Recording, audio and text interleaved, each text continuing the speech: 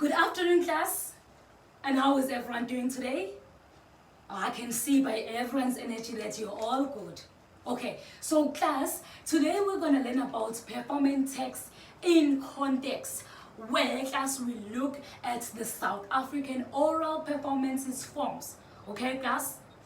Okay, so just to brief you guys on what is that. So the South African oral performances forms are these beautiful and unique ways of passing down stories, of telling stories from generation to generations.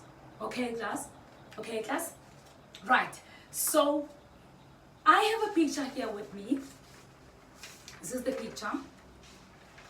So I want you guys to tell me, what do you see in this picture? Okay, I can see the hands are up. Okay. We have Nomzamo. Can you have you?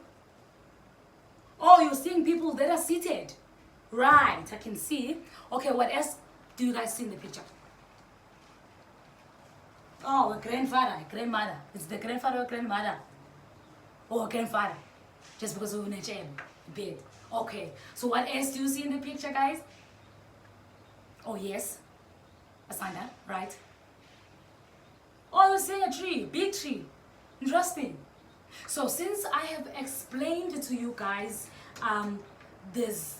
what is the South African oral performance forms, right? So is there anyone who can tell me what example or what performance form is this? What type of the performance form is this? Anyone who can take a guess? Anyone want to try? Okay, yes, Nomzamo. Inganebwana, right? A folktale. Yes, it is a folktale. So before, during our grandfather's time, there were no TVs. There were no TVs at all. So what they would do, they would just gather in the fire they would just gather in the fire on the big tree, and the children would just sit down, and the grandfather would sit in the chair, and when the women would be gathered around, and what they would do, the grandfather what would do, he would tell a story, a folk tale. Once upon a time, there was this big and strong lion. Lion is the most feared animal in the wild, or amongst animals, you know. That's what they would do.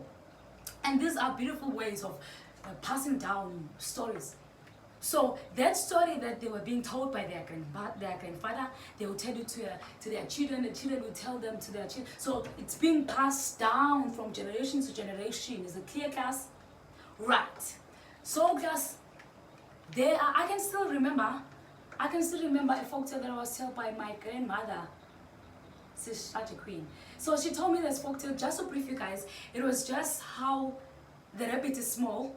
It has small size, but it's big in terms of the mind. The rabbit is so smart. Inokwaja is very smart. So I can compare myself to that rabbit that my grandfather was talking about. That it is so small. I'm small. You can see me. I'm very thin. I'm so small. But then what's in the mind is very big.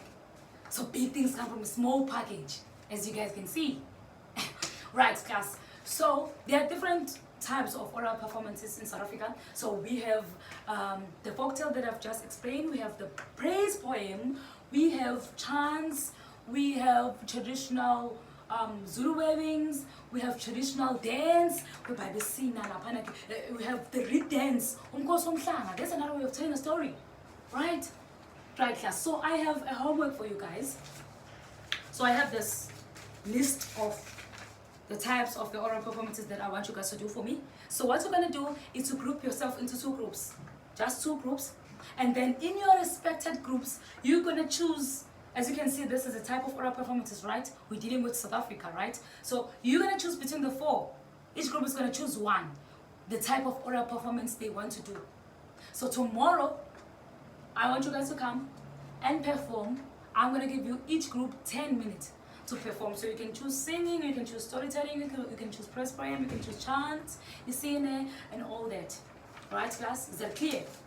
Everything is clear. Is there anyone who have a question? Or everything is clear?